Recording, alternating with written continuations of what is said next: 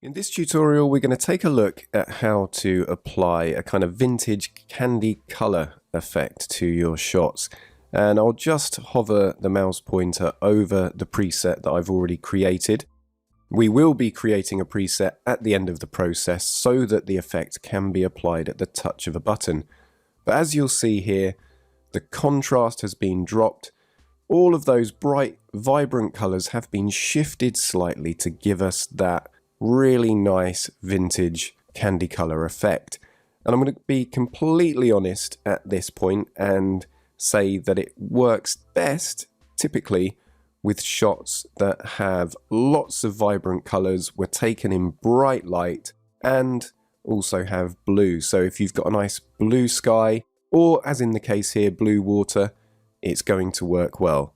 So let's get started. And the first thing that we're going to do is get the contrast and other aspects of the image, the basic elements, working first. So we're going to take the contrast down to -70.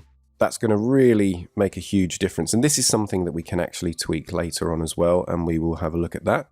So next up, we're going to take the highlights down to -30. Now, obviously, different shots require different amounts. So once you've saved this effect as a preset, you can tweak anything within it. It just creates a really quick and simple starting point. So next up, let's look at the shadows, and we're going to take those over to +60. And then we're going to take the whites down to -70. So we're making the image really nice and kind of dull in the way that you get with that vintage look. But as you'll see, the detail of the scene is still completely present. And then we're just going to take the blacks over to the right to +65. And already you can see the effect starting to take shape.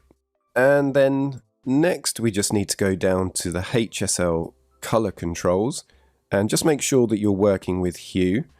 And we're just going to take the reds over to +15. So we're making the reds slightly more orange.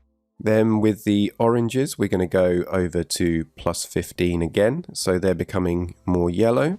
We're going to leave the yellow channel because we don't want to adjust skin tones in images if they are present, and just move down to the greens, and we're going to take those down to -15 to make those more yellow. Then on to Aqua, and that's going to go down to -30. Again, that's making it more green. And then to finish off with the hue shifts, we're going to take blue to -20, which is making it more cyan. So looking at the scene, you can see that it is getting closer to where we were before already. It's a really quick and easy technique. And next up, we're going to move over to the saturation. And here we're going to take the reds up to +15. So that's increasing the saturation.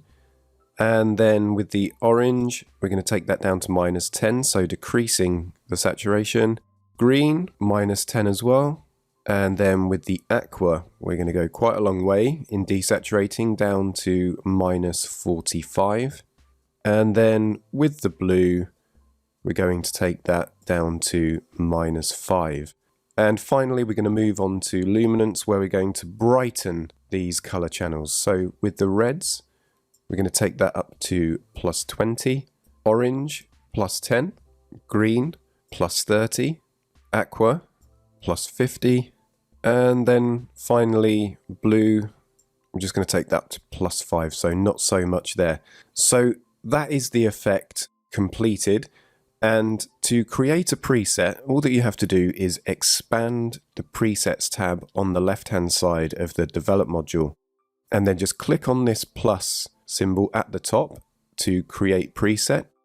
Just click on check none to make sure that nothing is checked. And then here we can name the preset. So I've already made a preset for this particular effect, so I'm going to give it a slightly different name. So I'm going to call it Vintage Pastels, but Vintage Candy Colors does work well. And what we need to do here is only check the boxes where we have actually made a difference. So we have adjusted the contrast, highlights, shadows, whites, blacks. And then we have made adjustments to HSL color, so I'll just check that box as well. And then we just click create. And there you'll see we have our effect in our list of user presets.